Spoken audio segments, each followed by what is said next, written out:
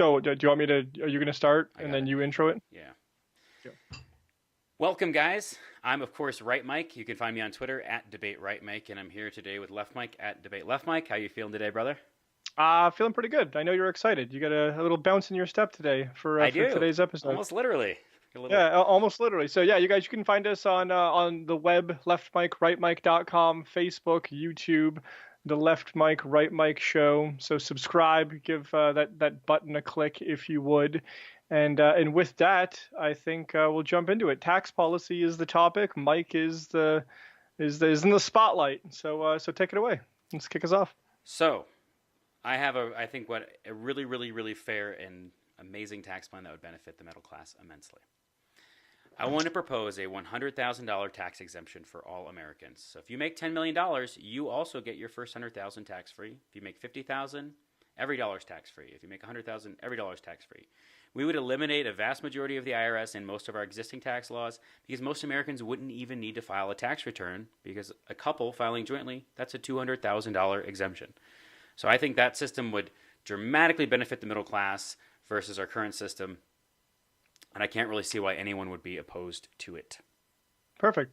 Well, I agree with you in premise. I am a big fan of slashing taxes, especially to zero on as much income as we can, because it would eliminate a large portion of the IRS and the number of people filing taxes. So I think that's a great idea.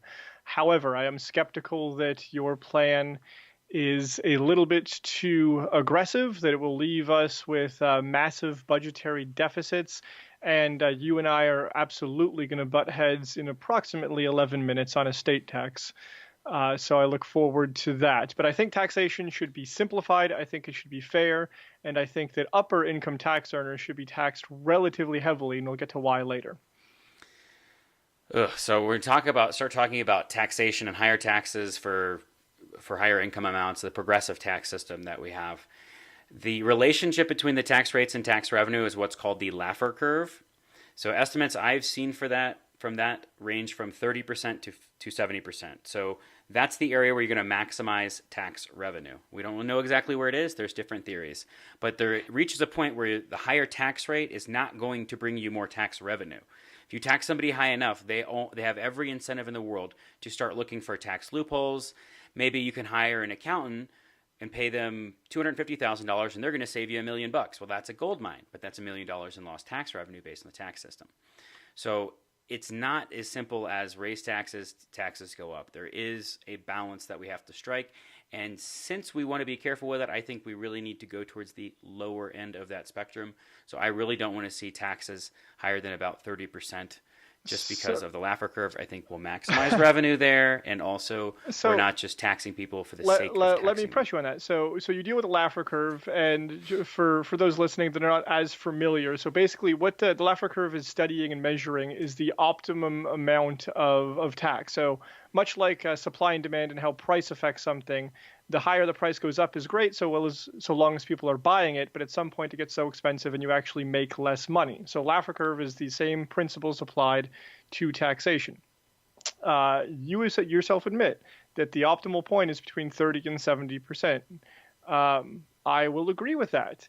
I am very curious as to why you come in and support policies that are all falling on the very, very bottom end of that spectrum when right now we're running at budgetary deficits. Right now we're $19 trillion in debt, and we're just making new tax cuts. So what is your reasoning for running at the 30% in the low end of that Laffer curve, sir? Well, partially because if we don't know where it is between 30 and 70, so the idea there, let's say the Laffer curve looks like this, and it flattens out all the way from 30 to 70. Okay, so you've maximized revenue anywhere on that. That means at the 70% bracket, you're taking 70% of their income and getting the same amount as you would be getting at 30%. Well, which one is going to have more economic output? Under which model? 70% or 30%? Even if the tax revenue were the same. It's going to be greater if you're taking, public if works there's more, projects can there's more to the tax, private that's sector. better. If you're generating the same revenue at a lower tax rate, that is better because there's more revenue being generated. So there's more economic activity. I think it's a very, very simple argument. Yeah. So I'm going to lean towards the low side of the Laffer curve, mostly for that reason.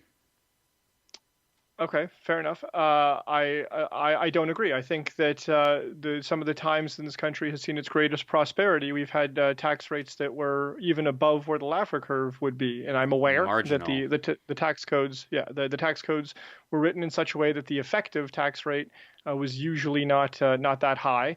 But we have had times of extremely high taxation when the country's been buzzing along just fine. So I think that the idea, the supply side trickle down economics, has been exposed for what it is. It's absolute dog shit. It's nothing more than a cash grab for those that already have money, and it just makes it harder for anyone else to climb the ranks. So that's obviously a much bigger discussion. Um, but let's go into that the one point we agree on. That's the large standard deduction for low income. So I think that it would be very hard to do it any more than about $50,000 or $60,000. But I'm in favor of your first $50,000 or $60,000 being completely tax free. You don't have to file taxes on it. It eliminates most of the need for the IRS because the number of tax returns coming in is so much less. But how are you, $100,000? We're going to have huge deficits there. How do you offset that? When you look at the data on how much of our federal tax revenue comes from earners that are under $100,000, it's not very much, especially, and I think the side of it, because I know you have looked at it a little bit, but I Yeah, think the side of it that you were leaving out, the mental equation, is the number of people that are actually at a negative tax rate. You'd also eliminate them. There would be no negative tax rate because you're not going to file a tax return where you paid 4,000, you get back 7. That happens all the time right now with that's true. various tax credits. So I think that combination, the simplicity of the system, would benefit net people overall. Anyone making less than $100,000 clearly benefits. And with my proposed marginal tax rates from there, you would really be better off at every end of the spectrum. From when you look at the marginal tax rate, one of the things that you'd have to do to avoid a huge shortfall in tax revenues, without even talking about spending cuts, obviously you need to do everything you can to avoid a dramatic drop in the tax revenue before you have to look at cutting all these programs, because that's really hard to get passed through Congress, right? So anyone, I mean, would be paying a lower marginal tax rate, but a lot of the loopholes would disappear. So when you look at a lot of very wealthy people, their effective tax rate ends up being 1 to 5% or something crazy low, even though they are in that top. It was 39.6 or whatever percent, the highest marginal tax rate, whatever it was prior to the Trump tax cut. I think it's 37% now. But on my 30%, more people would actually be paying the 30%, because I would want to eliminate a lot of tax loopholes. I would want to make the system a lot simpler, and I also want to throw a little nod to the left on something that the right does all the time. I'm excited. Oh yeah, there's something that I've noticed that the right does all the time that's very, very disingenuous when they talk about taxation. So I watched Peter Schiff do an interview out on Occupy Wall Street when he's like, "I'm the 1% or whatever," and he said something. He's like, "Well, I'm already paying 50% of my income in taxes," and he adds up all these taxes, All and right. he's talking about marginal tax rates. So I do want to throw that one out there, that a lot of people on the right, I hear them being very disingenuous when they talk about taxation, because they're talking about marginal tax rates. And if your marginal tax bracket is 39.6%, but your effective tax rate, what you actually pay, is 7% or something, then you don't have room to make any of those arguments. So it's Right. disingenuous. And again, a little bit of background. So the difference between marginal tax rate and effective tax rate, the marginal tax rate is essentially where you are, like if you happen to slip into that category of over $450,000 and now your marginal tax rate's 37%, you don't pay 37% on all of that money. You pay 37% on every dollar past that threshold. So it's most countries have what's known as a progressive tax system. We're no different, and I think it's wonderful. For those of you that advocate for a flat tax, suck my ass. It is absolutely the worst financial idea that would just cripple the poor in Oh such a yeah. major way. Just economically void. Like I love Gary Johnson, but that was I didn't love him. I Oh, liked him. flat Horrible. taxes. Flat Yeah, flat horrible. tax is the worst idea ever. You There it cannot is. say Look that at it's that. fair. A libertarian. There it You is. There it cannot. is. The people that say that the only fair system is a flat tax system, They're we dumb. have a Dumb. fairly defined baseline level of tax revenue that we need to run the country. Even if we do cut a lot of programs and stuff like that, we're still going to have things like defense, which is a Right. big part of the budget. So there is a baseline amount of money that we need for the country to operate. So you wouldn't go around, if you needed a baseline amount of money for something in a group, you wouldn't go around and everybody opens up their pockets and go, okay, I need an equal amount or an equal even percentage from everyone, because 12% taxes, if you make minimum wage, that 12% means a lot more to you than 12% if you make $1 million. So the best demonstration that I have for people when I explain why a flat tax is bad is it ignores, the principle is that it ignores the relative value of money. Your first dollar is more valuable to you than your millionth dollar. Yes. If you're kind of not able to grasp that, if you've ever pulled up to McDonald's and been in the unfortunate situation, as I have, of spending half of your net worth on a Big Mac meal, you suddenly understand the value of the relative value of money. That if you have $10 to your name and someone takes 10% of it, that is crippling. If you have $100,000 and someone takes $10,000, right? That they is take not 30%, crippling. even, yeah. Yeah, that is not crippling. So flat taxes are absolute trash. I'm glad we agree on that. Suck it, libertarians. So another thing Mike and I are pretty in disagreement on is the corporate tax rate. So Donald Trump has just cut that. I actually think we might actually agree on this.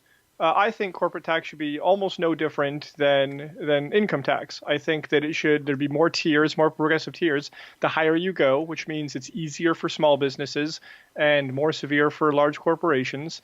But I don't think it should be as low as it is right now. I am wary of big taxes on big business because you don't get things like Tesla. And I think that we would agree that Tesla is doing some big. If Tesla succeeds at 10% of the things that they attempt, they're going to change the world in a really big way. So things like that don't happen because we've taxed the heck out of a business. So I'm not necessarily in favor of a progressive tax on businesses. I like that Trump lowered the corporate tax rate to make us more competitive internationally. But I would also be in favor of, instead of all these little subsidies and weird things like that, to simplify the tax plan, why don't we offer a $1 million exemption for businesses on their taxes? So their first million, everyone's first million is free too. So Apple gets their first million free too. I'm big on systems that I view as fair, and that's a way for me to accept that as a fair system. Yeah, and I think that fairness is good there. I agree that simplifying the tax code and giving everyone, those pockets is a fair way to go. My concern with corporate taxes is just what we've seen in the landscape over the past 20 years. If you go back 15, 20 years ago, I don't have the exact numbers in front of me, but they're very close. The corporate income tax portion of what we took in was about a third. So of all the revenues that the U.S. government took in, about a third of them came from corporate income taxes. And during that time, we built highways, the internet, and sent a man to the moon. We did great things. Now the corporate tax take is under 10%. You're one of those people that believe we went to the moon?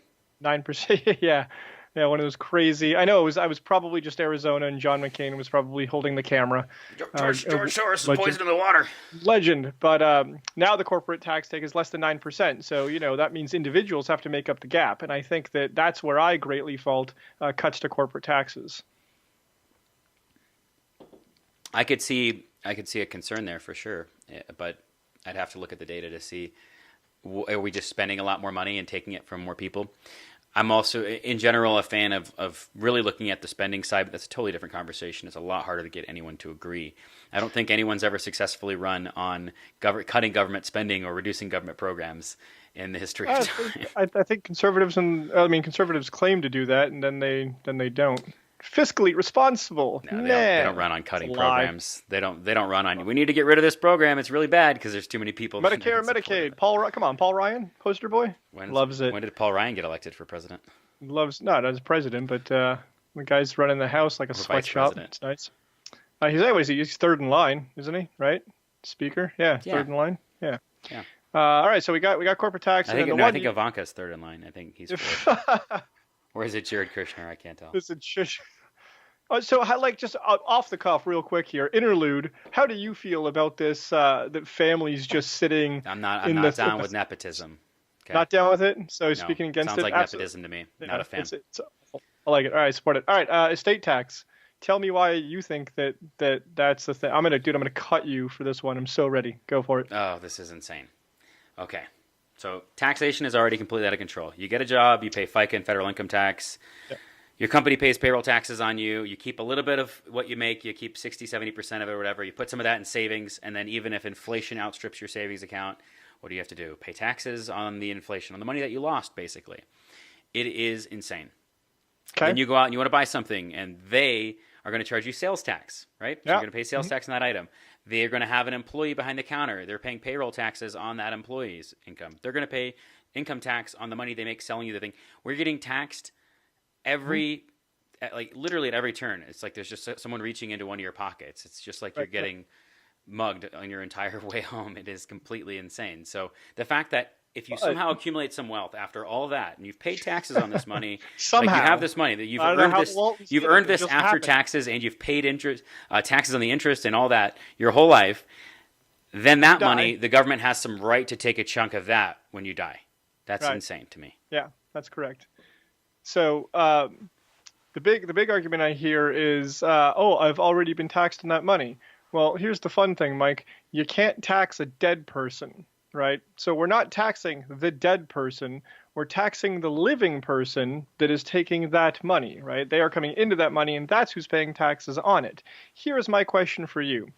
Why would money that you inherit, money that you probably did nothing to come into, why would that be taxed at a lower or even the same rate as an honest hour, an honest day's worth of work? So in short, why is an estate tax, why would it ever be lower than whatever your income tax is? I could kind of agree that it should be the same.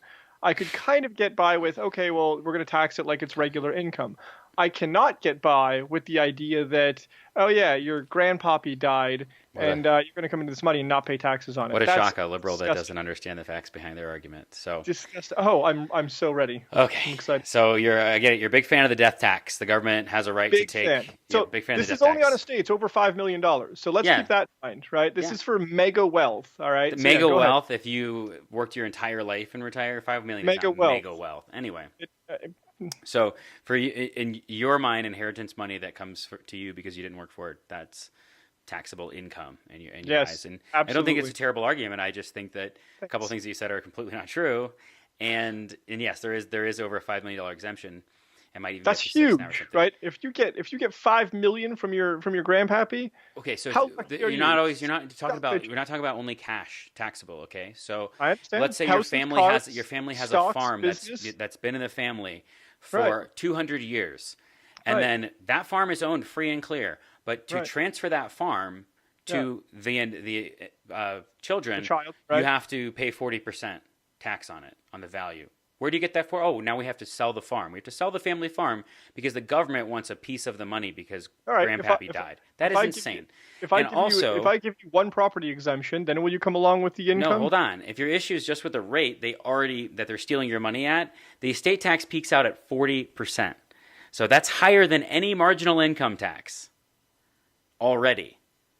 So it's already higher than any marginal income tax. I'm fine with it being 40%. I think that's a fair number. That's a good number. I agree. I want to eliminate it. Eliminate it. So grandpappy just gets generational wealth. So you're a capitalist, right? You like capitalism? Yeah. And you believe that hard work should be incentivized, that those who work the hardest should reap the best benefits? Equality, and this is not where the whole taxation conversation should really go, because we're talking about the death tax. We're going to go down a rabbit hole with that. But you can't legislate equality. You can try. It's not working so well for us so far. We can do an episode about it or something, but no, it doesn't work. You cannot just say... if you're inheriting a bunch of money, you should not get to reap the benefits like you worked harder than anybody else. It's a bullshit argument. It's anti-capitalist, and estate tax is more than fair. What about businesses? I think a business exemption would be fine. I think like one property, one business, right? The problem is you're trying to do the cash grab, but you're being reasonable about like what things should be able to be passed on without having a cash grab. Right. Well, what do you do then? You just incentivize anybody to blow their money on things if you're going to take it away. If you have a death tax, all you're going to do is incentivize everyone to frivolously blow their money. Perfect. Maybe it goes to a foreign country. That's why. Maybe they buy a property in Europe or something because they're not going to have to worry about the death tax. I am absolutely for the estate tax. I want to eliminate it. You're against it. What else? Anything else you got on tax policy there? So you don't really have any legitimate criticism on my tax policy other than you don't think it would be enough money? Yeah, so my biggest attack on you is basically I think there'll be budgetary shortfalls. So I would like to see similar style to what you have, a simplified tax code, a large individual deduction. Like I said, I think you could probably get by with somewhere between $50,000 and $70,000. I think that setting up corporate taxes to also be progressive, which gives an edge back to the small business and makes corporations contribute a little bit more to our system than the startups. I think all of those are things I'm in favor of, but I think that you almost have to have your uppermost tax rates have to be towards the top of that Laffer curve, in that I won't say 90%, but in that 60 to 70% window. I think that's Senator the only Sanders. Absolutely, Senator Sanders, absolutely. Colonel Sanders. Colonel Sanders. So yeah, I think that I never served. That That socialist hypocrite. Colonel Sanders, worst colonel ever. I got three houses, but I think the millionaires and the billionaires are stealing from the middle class. That's pretty good. That's pretty good. Okay, Listen, the millionaires and the billionaires. I know I'm a billionaire. I have three houses, but I'm not. I fly coach. On camera. I walk in ethnic neighborhoods. I think Bernie Sanders is one of the very few, maybe one in like five, truly honest politicians in the United States, and you believe that too. You just think he's wrong. Yeah, I think he's probably a cool dude. He's probably a nice guy. Yeah. I would totally have a beer with Senator Sanders. So wrap up tax policy. What you got? Well, wrapping up tax policy. You've heard my tax plan. It's a $100,000 blanket tax exemption. We would get rid of most existing tax laws. We'd close a lot of tax loophole. If you are someone that's making probably over $1 million a year, you may end up at a higher effective tax rate based on closing some loopholes. That is, I think, a trade-off, and then we can look at cutting spending to try and drop some of those high tax rates, because I'd like to see federal income tax at zero, ideally. I think it's unconstitutional in the first place, but I think the best way forward is to make pragmatic arguments about solutions, not to be one of those, well, the government's not real, or I'm a citizen of the world, or sovereign citizen. Yes, I'm a sovereign citizen, or whatever it is. Those are great YouTube videos. So I think, much the same. You and I agree in premise, and just again on the rate there. My biggest thing is the supply side economics. I think everything we've done since Reagan is wrong in slashing taxes on the job creators. Rich people don't create jobs. People spending money creates jobs, and then the rich people, or creates demand for goods and services, and the rich people fill that demand. So it's a balance. We're at the wrong side of the balance right now. We need to go the other direction. We need more tax revenue, but we don't have to do it on the middle class. So that will about wrap it up, guys. Hit that subscribe button on YouTube, leftmic.rightmic.com, and I think we're going to be right back with a new segment that involves beer and celebrities. We'll be right back. Yeah, let's see what celebrity we're going to have on this week. Welcome to Fan Brews. Mike, do you want to kick us off? Yeah, absolutely. So I would really like to sit down. Stalin. Ideally at the White House, just for effect, but I would really like to sit down with the one, the only Barack Hussein Obama. He has been on the top of my beer list for quite some time. First of all, because he's got a great beer meme already. I love the Obama beer memes. But no, I think it would be really interesting. I think that, with the amount of obstructionism that he faced, it would be nice to sit inside of his head. And how do you deal with that? How do you walk halls with coworkers that will just smash you on cable news and then act all buddy inside? You have to. I guess he laughed it off, but I think that would be a good. I think it would be fun. I don't know. I know you probably wouldn't pick Obama. No, I'm actually going to have to go with, I don't even know if Thomas Sowell drinks beer, but Thomas Sowell I don't think it matters, yeah. He's Thomas Sowell's my biggest hero, I've got to say. I have every one of his books on my bookshelf right in my house, so it would definitely have to be Thomas Sowell. I would just love to sit down and kind of pick his brain about how I should carry his legacy forward, if you will, what I could do to spread. I mean, I'm sure he'd have some kind of clever answer about how, like, well, you tell me because I've been doing it for 50 years and haven't made a dent or something like that. I think Thomas Sowell has changed a lot of minds and exposed people to an economic, data-based, fact-based line of thinking that really separates identity and things out of it. So I really appreciate all of his books, and I'd love to sit down and pick his brain or even just hear about his life or something. He's just a guy that I'd love to meet. Let me flip the script on this. And if you could be the owner of a red hen-like establishment and kick one person out trying to order a beer, who would it be? Well, you can't say Trump, by the way, because he doesn't drink. So just so you know, when you go, you can't use Trump. If I could kick anybody out of just once or like ban them for life from somewhere that they want to be. No, let's go just once. Just a nice, playful slap on the wrist. Can I slap them? Sure. Yeah, absolutely. That changes things. Justin Trudeau. Oh, you Yeah, he's such a soft, whiny little just because a leader has to have an iron fist for you to respect him. He's such an idiot. The dude is... get out. Humankind. Absolutely. You know what? Humankind. All right, fine. Fine. Same question to me. If I could kick out one person out of a bar and slap them in the process, you know who I'm going to pick? I'm going to pick Right Mike for picking Justin Trudeau. Get out. Out my bar. That was harsh. Out my bar. You take a Canadian legend, a national icon, the son of the greatest politician of all time, and you kick him out of your bar.